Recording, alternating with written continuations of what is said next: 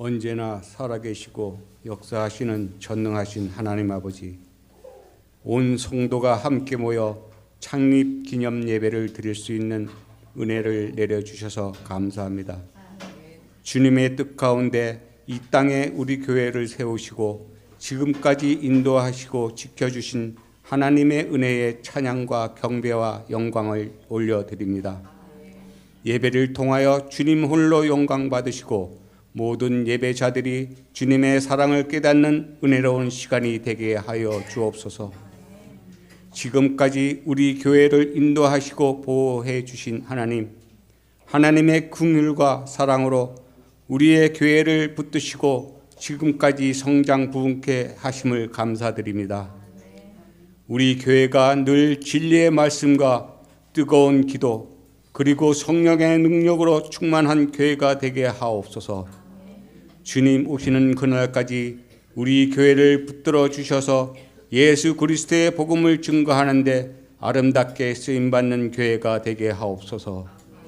세우신 담임 목사님을 성령으로 기름 부어 주셔서 하나님의 사명을 잘 감당하게 하시고 동역하는 자들에게도 충만한 은혜 주시어 하나님의 영원하신 능력으로 증거하는 데 부족함이 없게 하옵소서.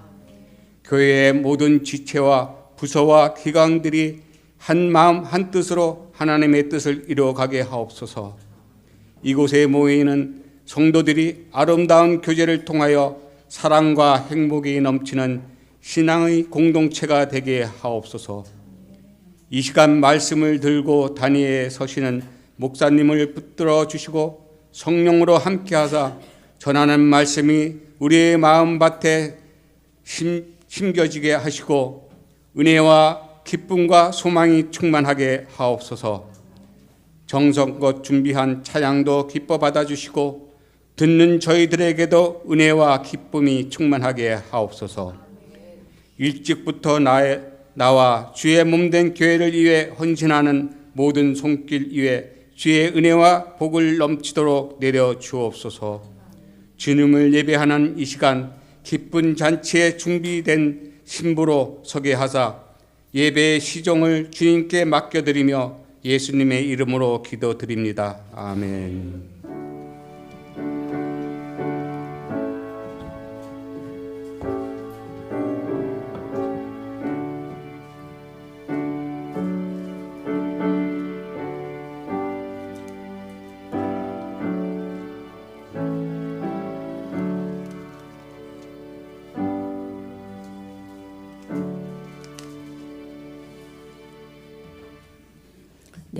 지금 우리가 누가복음을 보고 있는데 오늘은 19장입니다.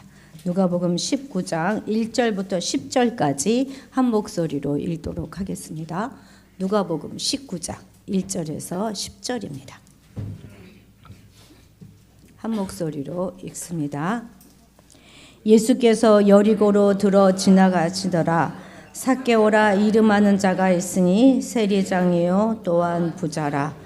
그가 예수께서 어떠한 사람인가 하여 보고자 하되 키가 작고 사람이 많아 할 수 없어 앞으로 달려가서 보기 위하여 돌 무화과 나무에 올라가니 이는 예수께서 그리로 지나가시게 되밀어라. 예수께서 그곳에 이르사 쳐다보시고 이르시되 삭개오야 속히 내려오라. 내가 오늘 내 집에 유하여야 하겠다 하시니 급히 내려와 즐거워하며 영접하거늘 뭇사람이 보고 수군거려 이르되 저가 죄인의 집에 유하러 들어갔도다 하더라. 삭개오가 서서 주께 여짜오되 주여 보시옵소서. 내 소유의 절반을 가난한 자들에게 주겠사오며 만일 누구의 것을 속여 빼앗은 일이 있으면 내 갑절이나 갚겠나이다. 예수께서 이르시되 오늘 구원이 이 집에 이르렀으니 이 사람도 아브라함의 자손이미로다. 인자가 온 것은 잃어버린 자를 찾아 구원하려 함이니라. 아멘. 하나님께 특별 찬양 올려드리겠습니다. 교회를 다니는 사람이라고 하면 어린 아이부터 시작해서 연세가 많으신 어르신들까지 이 삭개오 이야기를 모르시는 분은 아마 없을 것입니다. 키 작은 삭개오가 이 돌무화가 나무 위로 올라갔다. 이거 다 알고 있지 않습니까?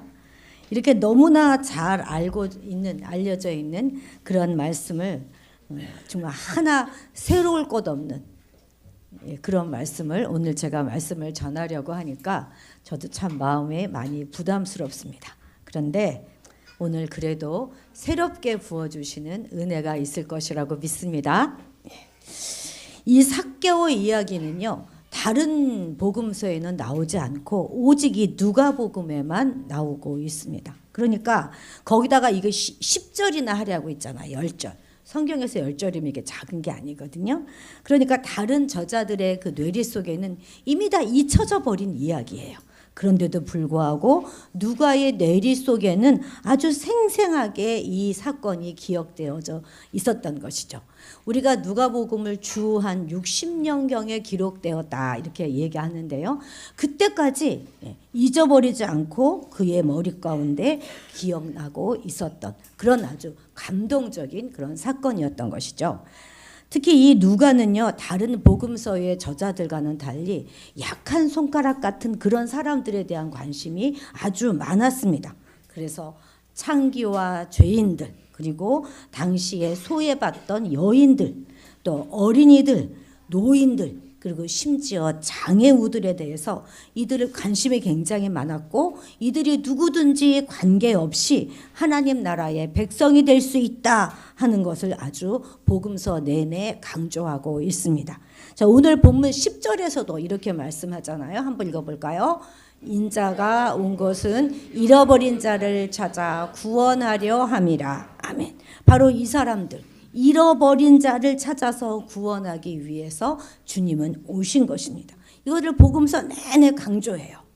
바로 이 삭개오 사건은 예수님이 예루살렘에 입성하기 바로 직전에 일어난 사건이에요. 이제 예수님은 예루살렘에 들어가셔서 십자가에 고난당하시고 십자가에서 돌아가실 날이 그 시간이 얼마 남지 않았습니다.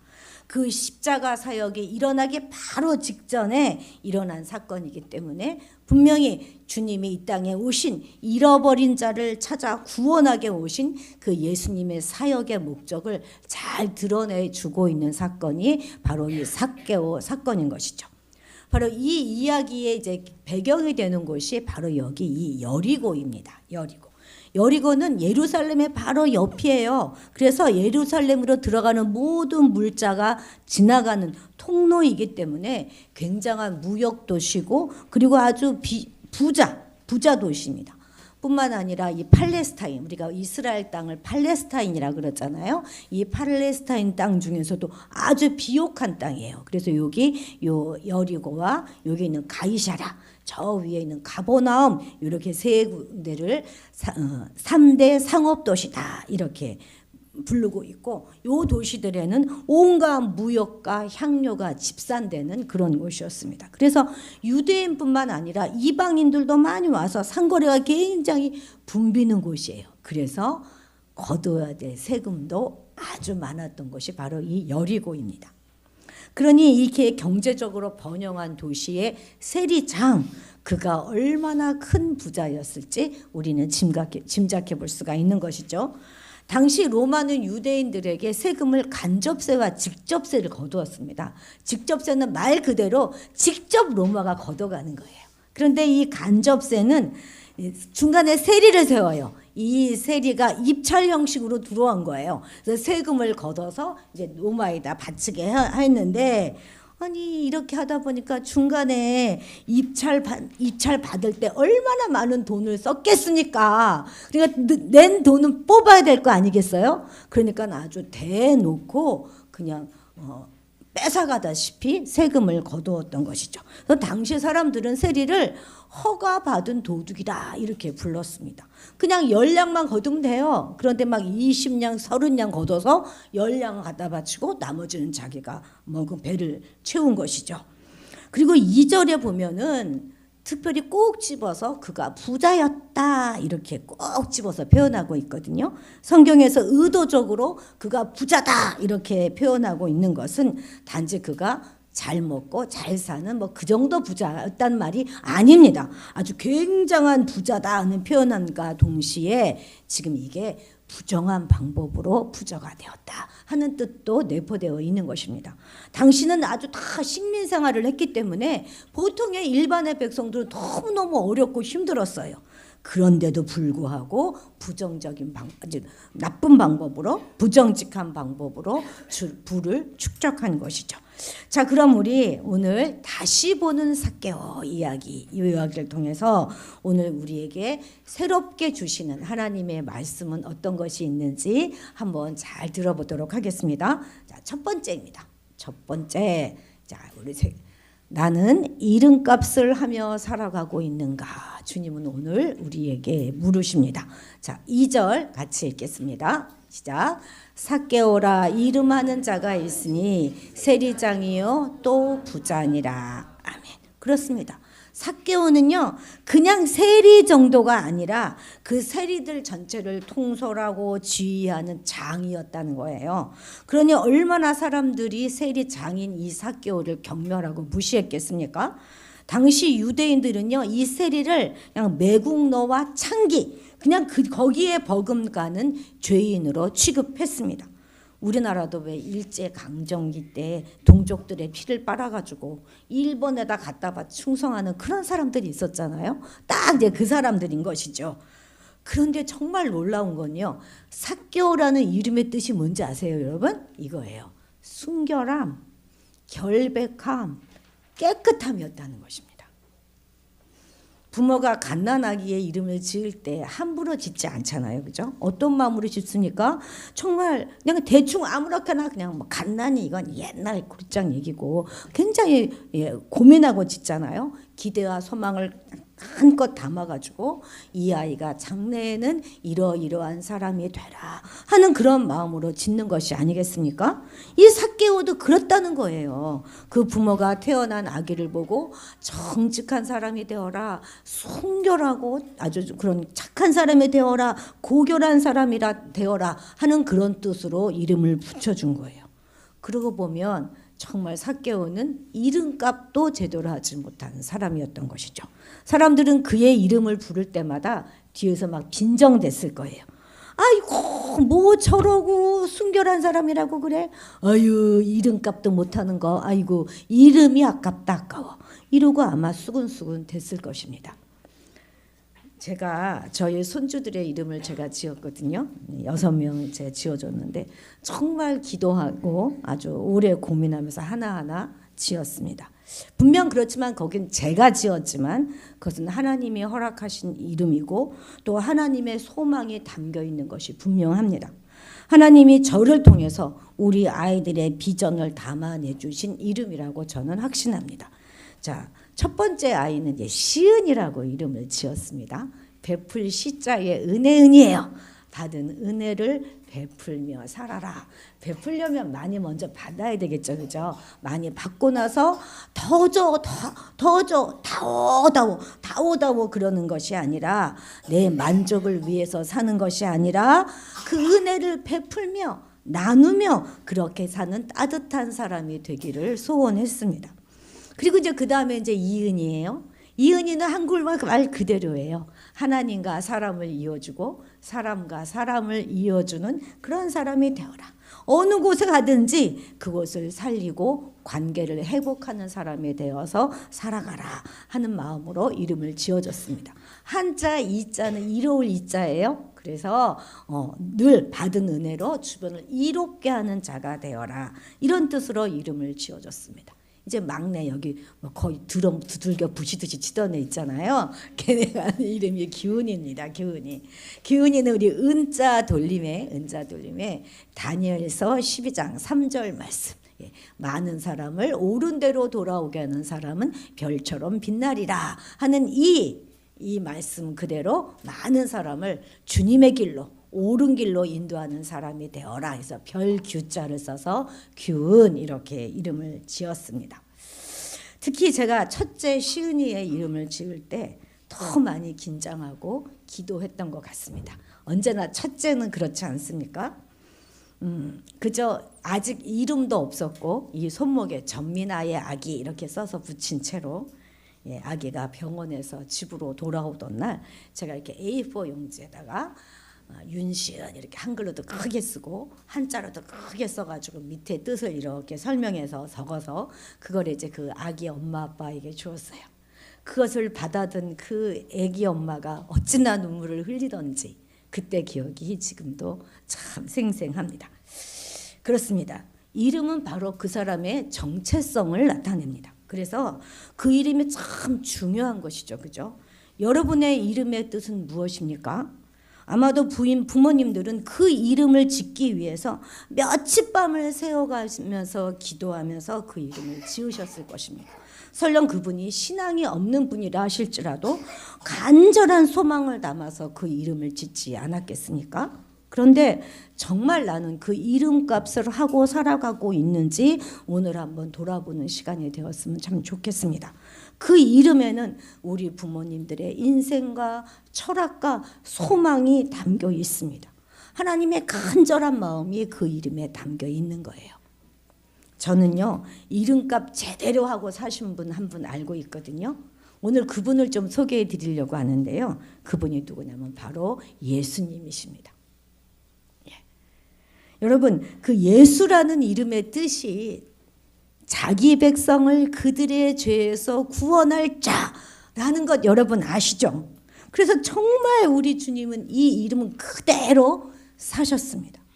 자기 백성들을 죄에서 구원해 주기 위해서 십자가 지시고 골고다 언덕길 가셨어요. 말할 수 없는 조롱과 핍박을 당하시고 모진 고난을 당하시고 채찍에 맞으시고 십자가에서 운명하셨습니다. 그럼에도 한마디 불평 안 하셨어요. 오직 하나님께서 주셨던 그 사명을 다 하시기 위해서 묵묵히 순종하셨습니다. 아버지께서 지어주신 그 이름 그대로 살기 위해서 모든 고통을 감내하셨고 그래서 그분은 부활하실 수가 있었습니다. 우리도 이 주님처럼 이름값하고 살아야 하지 않겠습니까? 우리 각자는 다 자기의 이름이 있어요. 그렇지만 우리 모두에겐 또 공통된 이름이 하나가 있습니다. 그것이 바로 성도이죠. 성도는 거룩한 하나님의 백성이다 하는 뜻입니다. 또 그리스도를 닮아가는 사람이다 해서 크리스찬 이렇게 부르기도 하지요. 그런데 우리의 삶의 모습은 정말 거룩한 하나님의 백성의 모습을 드러내고 있습니까? 혹시 사람들이 우리들의 손가락질 가리키면서 아유 저러고도 무슨 크리스찬이야, 저러고도 무슨 신앙이 있다고 그래, 이렇게 이야기하지는 않습니까? 우리는 정말 거룩한 무리들이 되어야 하는 것입니다.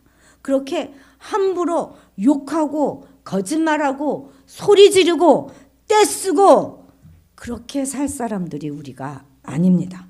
내 욕심만 채우느라고 그냥 다른 사람 배려하지 않고 그냥 그렇게 이기적으로 살아야 되는 사람들이 우리가 아니라는 것입니다. 거룩함으로 세상과 구별되는 그런 사람, 우리가 이 땅을 열심히 살아가되 우리는 이름값하는 그런 사람들이 모두 다 되어야 하겠습니다. 자, 두 번째 우리가 오늘 뭘 생각해 볼까요? 혹시 나는 내 힘으로 살려고 발버둥 치고 있지는 않는가? 내 힘으로, 내 노력으로 나는 성공해버리라 그렇게 애쓰고 있지는 않는가? 한번 생각해 보자는 것입니다.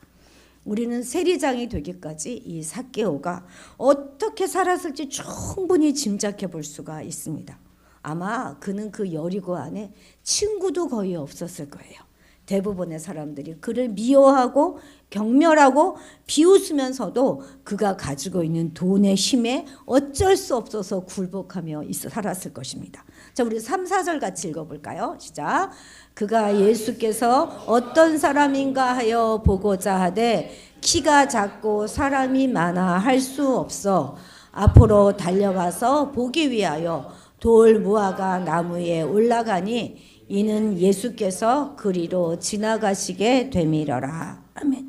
그런데 왜 삭개오는 그토록 예수님을 만나고 싶어 했을까요? 아마도 소문을 들었겠죠. 예수님의 제자 중에 한 사람이 세리잖아요. 그리고 예수님의 별명이 세리의 친구, 죄인의 친구 아닙니까? 아니 어떻게 하나님의 아들이라고 하는 사람이 말이야 나 같은 세리를 제자로 두고 나를 친구라고 할까? 그래서 그는 정말 예수님이 보고 싶었어요. 그런데 여리고로 오신다고 하니 얼마나 보고 싶었겠습니까? 그런데요, 이 원어로 살펴보잖아요. 그럼 여기 키가 작다 하는 그 말이 그냥 보통 사람 정도로 키가 작은 걸 의미하는 게 아니에요. 그냥 뭐 저 정도로 작다 이런 게 아니란 얘기예요. 이거를 원어로 헬라어로 보면 미크로스 이렇게 얘기합니다. 미크로스 많이 들어보지 않았어요? 뭐랑 좀 비슷하죠? 오늘날은 마이크로랑 아주 비슷한 얘기예요. 마이크로는 아주 작다는 거 아닙니까? 그러니까 그냥 사개오는 조금 작은 정도가 아니라 아주 우리가 오늘날 외소증이라고 부를 수 있을 만큼 작은 사람이었다는 거예요. 장애인은요 당시에 아주 저주받아 태어난 사람이다 이렇게들 생각을 했었습니다. 그러니 부모님이 이들을 얼마나 부끄럽게 생각을 했겠습니까? 아마 데리고 바깥에 나가지도 않았을 거예요. 당시는요 장애인들은 아예 하나님 앞에 나아가 예배 드리는 것도 할 수 없었어요. 오늘날로 보면 이건 정말 있을 수도 없는 일이겠지만 당시는 그랬다는 거예요. 아브라함의 자손이 아니라고 손가락질 받았던 그 시대입니다. 그 당시는 그랬어요. 이게 부모의 죄인지 본인의 죄인지 그건 모르지만 아무튼 죄를 지어서 장애인으로 태어났다 이렇게 대부분의 사람들은 생각했다는 것입니다.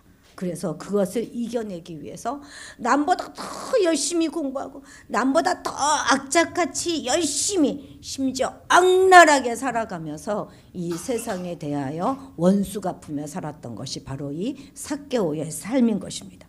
그래서 수많은 직업 가운데 비록 손가락질을 받더라도 돈을 많이 벌을 수 있는 세리라는 직업을 택하여서 동족들의 피를 빨아먹는 그런 사람이 되어서 살았던 거예요. 오직 기댈 데 아무도 없습니다. 내 공로, 내 노력으로 더 높이 올라가자, 높이 올라가자 이렇게 애쓰고 올라가며 살았던 자가 바로 이 삭개오인 것입니다. 자신의 결정적인 장애를 극복하기 위해서 그는 뒤도 돌아보지 않고 달려가는 삶만을 살았어요. 남들이 걸어갈 때 그는 뛰었습니다. 폭폭이 작았을 거 아닙니까? 그죠? 그는 이렇게 험악한 생활을 아주 그냥 치열하고 악착같이 살았어요. 그래서 이제 야 이겼다 이렇게 생각했는데 그런데 세리가 되고 나니까 사람들이 더 싸늘하게 대합니다. 더 자신을 증오합니다. 어휴 저 저주받은 인간 아니 저렇게밖에 못 사는 저 인간 어휴 이런 말을 여전히 듣습니다. 그런데 삭개오가 예수님의 소문을 듣고 예수님을 만나러 갔는데 사람이 너무 많아요. 그러니까 그런다고 내가 못 볼 줄 알아. 그리고 나무 위로 기어 올라간 것입니다. 그런데 삭개오가 꼭 나무 위로 올라가야만 했을까요? 예수님을 뵙기 위해서 그렇게 나무 위로 올라가는 방법밖에 없었겠느냐고요. 사람들 사이로 막 파고 들어가면 그래서 맨 앞에 갔다면 더 가까이서 볼 수 있지 않겠습니까? 워낙 사람들이 싫어하니까 막 파고 들어가면 그냥 자동으로 다 길을 비켜줬을 거예요. 그리고 워낙 키가 작으니까 맨 앞에 가서 산다 한들 뒤에 방해도 되지 않았을 텐데 왜 그렇게 앞으로 나아가지 않고 나무 위로 올라갔을까요? 아니 나이도 있고 지위도 있고 사회적인 체면도 있는 사람 아닙니까? 그런데 나무 위로 올라갔다는 거예요. 대부분의 설교에선 저도 늘 그렇게 설교를 들었어요. 예수님의 갈망으로 나무 위에 올라갔다. 그럴 때마다 전 그 얘기를 들으면 그럼 다른 사람은 뭐야? 거기 보려고 온 사람들은? 이런 생각이 항상 들더라고요. 그러니까 예수님을 만나고자 했던 갈망은 삭개오나 또 다른 사람이나 별반 크게 차이가 없었다는 것입니다. 마찬가지였어요. 다들 예수님을 만나고자 했습니다. 왜냐하면 예수님은 당시 가는 곳마다 기적을 일으키시고 병자를 고치시고 하셔서 세간의 모든 관심과 이목이 집중되었기 때문에 그렇습니다. 병을 낫고자 하는 수많은 사람들이 있잖아요. 어떻게 뭐 그들은 갈망이 없었겠습니까? 예수님을 만나고자 하는 갈망이 있었다면, 나무 위로 올라갈 그 정도였다면 그렇게 해야 될 것이 아니라 그냥 사람들 사이를 파고 앞으로 들어가는 게 더 맞았다는 것이죠. 그런데 삭개오는요, 이를 악물고 올라가면 올라갔지 밑으로 기는 사람은 아니라는 거예요. 그래서 그냥 나무 위로 올라간 것입니다. 그런데 그런 그에게 주님이 찾아오셨어요. 자, 5절 같이 읽어봅시다. 시작. 예수께서 그것에 이르사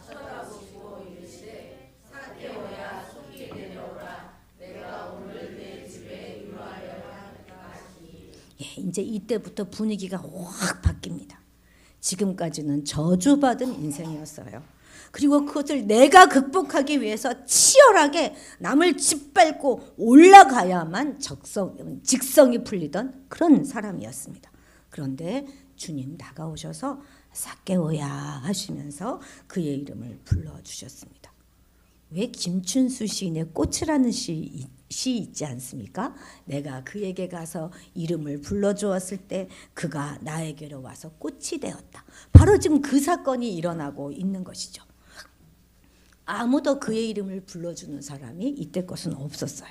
당신은 그저 세리를요 개라고 불렀습니다. 근데 개라고만 불렀겠습니까? 그 뒤에 뭐 전미어 XX가 붙었겠죠, 그죠? 그런데 주님이 불러주셨어요. 뭐라고요? 이 순결한 사람아, 이 고결한 사람아 라고 주님이 불러주신 것입니다.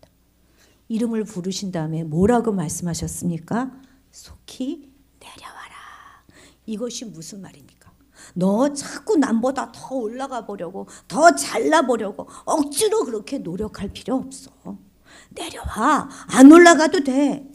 너 억지로 포장하지 않고 살아도 괜찮아. 얼른 내려와.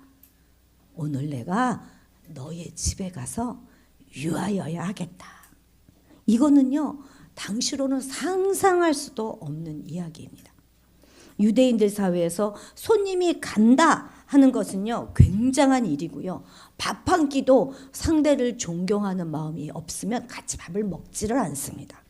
그런데 그 집에서 내가 유하겠다 하는 그 말은 그 사람을 내가 완전히 받아주겠다 하는 의미가 되는 것입니다.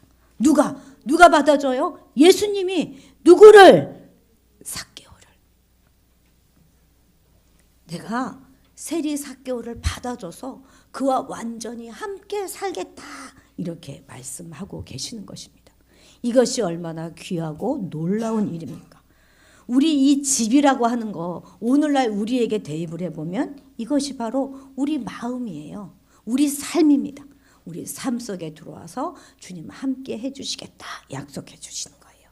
그런데 아직도 내가 뭔가 이루어야지 하는 마음으로 가득 차 있는 삭개오 생각의 절정이 바로 이 8절입니다. 8절 같이 읽어볼까요? 시작.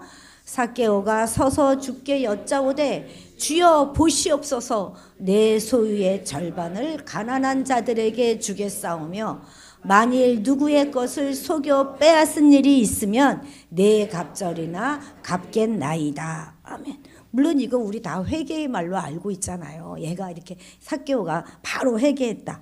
예, 그래도 참 그 말도 맞습니다. 그런데 정말 칭찬받을 만한 이야기이기도 하지만 여전히 지금 자기가 뭔가를 좀 해결해 보려고 내가 가지고 있는 돈으로 좀 어떻게 좀 인정을 좀 받아보려고 지금 여전히 애를 쓰고 있는 삭개오의 모습입니다. 좀 느긋이 아직 주님의 은혜를 누리고 주님 품에 있어도 괜찮아요. 좀 나중에 이렇게 결심해도 되는데 그냥 급한 거예요. 난 뭐든지 지금 빨리빨리 내가 해야 되는 거예요. 내 힘으로 해야 되는 것입니다. 결론적으로는 이렇게 하는 게 옳겠지만 너무 급하잖아요. 빠르잖아요. 주님이 주시는 그 은혜를 전혀 누리지 못하고 있는 것을 우리가 보게 됩니다. 오늘 뭔가 내가 해야 한다 하는 강박관념에서 벗어나서 이 시간 속히 내려와라 부르시는 주님의 음성을 모두들 들으시기 바랍니다. 우물쭈물하지 말라고 말씀하세요. 삭개오야 속히 내려와라. 맞습니다. 내려오는 자만이 구원을 받을 수가 있습니다. 내려오면 모두가 다 환영할 거예요, 여러분. 높은 것에 마음을 두고 거기에 불안해하고 조급해하게 있을 것이 아니라 이제 주님께로 내려오십시오. 그것은 우리가 있을 곳이 아닙니다. 그것은 정말 불안정하고 불안감이 있는 그런 곳입니다. 우리가 애씀으로 우리의 열심으로 이룰 수 있는 것이 극히 별로 없다는 사실을 우리는 꼭 기억해야 할 것입니다. 그냥 주님 안에 평안히 거하면 되는 거예요. 그런데 요렇게 얘기하면 아이들이 꼭 집에 가서 그러죠. 엄마 오늘 목사님 말씀 못 들었어요? 이제 높아지려고 성적 잘 받으려고 안달박달 공부하고 그렇게 하지 말아도 돼요. 목사님이 자유하라고 했단 말이죠. 오해하지 마십시오. 이 말씀은 지금 쉼 없이 달려가고 있는 사람에게 적용되는 말입니다. 가만히 있으면 불안하고 그래서 막 사람들에게 인정받기 위해서 막 몸부림치고 있는 그 자들에게 주시는 말씀이에요. 지면 큰일 나는 줄로 아는 사람에게 하는 말입니다. 주 안에 있는 은혜 안에 들어와서 쉼을 누려라 이렇게 말씀하시는 거예요. 내가 너의 모습 있는 모습 그대로 용납해 줄게. 그냥 와. 너 나하고 같이 살자 이렇게 하시는 말씀입니다. 그냥 탱자 어제도 오늘도 놀고 있는 사람에게는 뭐라고 주님 말씀하시냐면 앞도 뒤도 가리지 말고 표대를 향하여 달려가라 이렇게 말씀하신다는 거 여러분 기억하십시오. 나에게 적용되는 말을 잘 찾아가지고 적용을 해야지 아무 말이나 적용하면 안 되는 것입니다. 자, 세 번째입니다. 세 번째, 나의 열심이 다른 사람의 신앙을 막아서고 있는 것은 아닌가? 우리가 이 부분을 반드시 점검해 봐야 하겠습니다. 삭개오는 예수님을 보기 위해서 돌나무 위로 올라갔잖아요. 돌무화과 나무 위로. 물론 자신이 키가 작은 것도 이유가 되었지만 많은 사람이 앞을 가로막고 있었기 때문에 예수님을 보지 못했고 예수님께 가까이 가는 것도 할 수 없었다는 거 아니겠습니까? 오늘 우리가 심각하게 고민해 봐야 될 것이 바로 이것입니다. 혹시 내가 그 무리들 중에 하나는 아닌가 반드시 점검해 봐야 하겠습니다. 10절 다시 한번 읽습니다. 인자가 온 것은 잃어버린 자를 찾아 구원하려 함이라. 아멘. 그렇습니다. 잃어버린 자를 찾아 구원하기 위하여 주님 오셨습니다. 잃어버린 그 한 사람 때문에 주님이 오셨는데 우리가 그 한 사람을 막아선다면 우리는 모든 것 아시는 주님 앞에서 우리가 뭐라 말할 수가 있겠습니까? 말로만 거룩한 척하는 우리 때문에 누군가는 예수를 믿기 어려워하는 거예요. 교회가 믿는 자들이 오히려 예수님께로 나아가려고 하는 자들을 막아서고 있는 이 현실이 정말 너무나 안타깝습니다. 저 유명한 인도의 정신적 민족적 지도자였던 간디 유명하잖아요. 그분은 정말 독실한 예수 숭배자이면서도 정작 기독교인은 아니었습니다. 그의 친구 중에 안드루스라고 하는 영국인 선교사가 있었는데 간디는 그와 인간적으로 굉장히 친했어요. 그리고 늘 그에게 전도를 받고 설교도 듣고 성경에 대한 많은 이야기도 나누었다고 합니다. 특히 예수님의 산상수훈의 말씀을 아주 좋아해서 간디는 그걸 참 많이 읽었다고 그래요.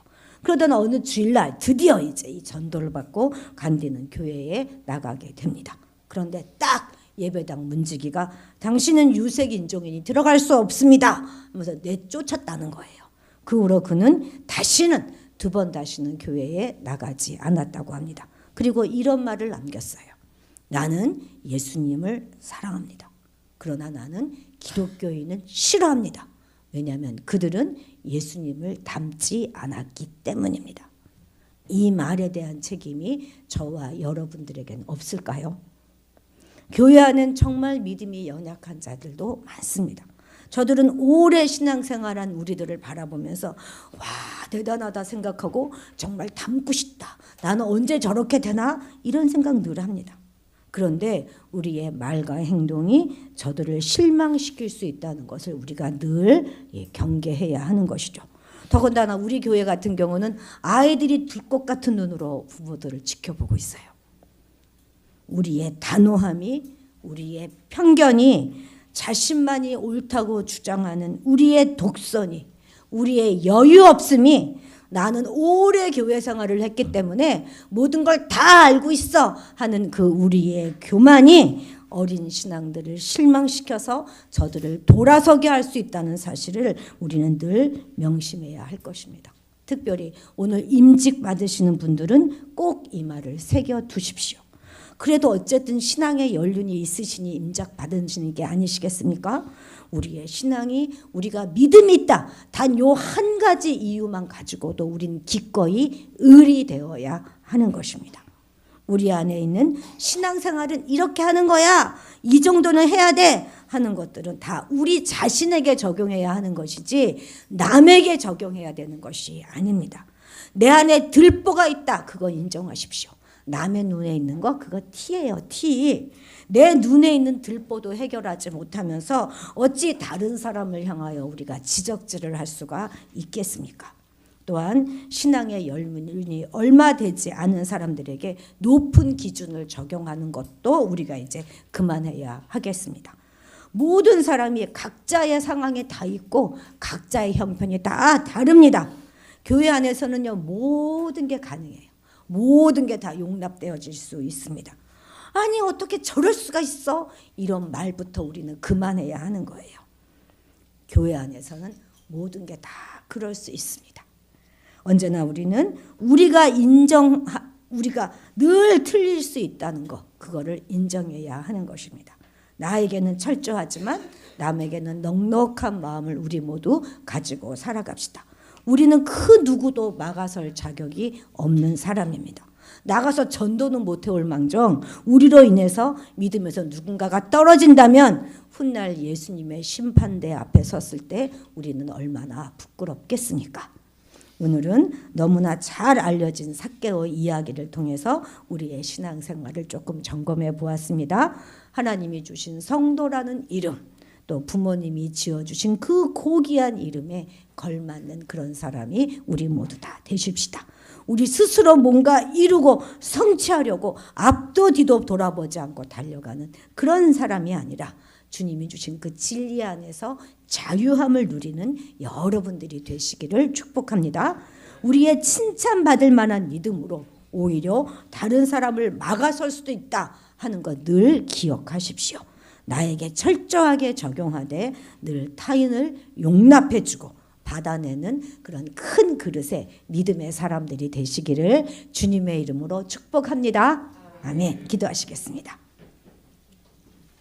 하나님 아버지, 상처 많은 삭개오의 모습이 바로 우리의 모습입니다. 이름값도 제대로 하지 못하고 그러면서 내 힘으로 살아보려고 발버둥치고 내 의를 내세우며 다른 사람을 정죄하며 살았습니다. 주님, 우리를 불쌍히 여기셔서 성경의 모든 이야기를 우리 각자에게 적용하며 품위 있고 겸손한 믿음의 사람이 되게 도와주옵소서. 나에게는 철저하되 다른 사람에게는 넉넉한 사람이 될 수 있도록 도와주옵소서. 오직 우리를 통하여 주님이 드러나게 하시며 진리 안에 자유함을 맛보게 하시고 성도라고 하는 이름에 걸맞는 삶을 날마다 살아갈 수 있도록 지켜주옵소서. 감사드리며 예수님의 이름으로 기도드렸습니다. 아멘. 아멘. 찬송가 289장 1절, 3절, 5절 부르겠습니다.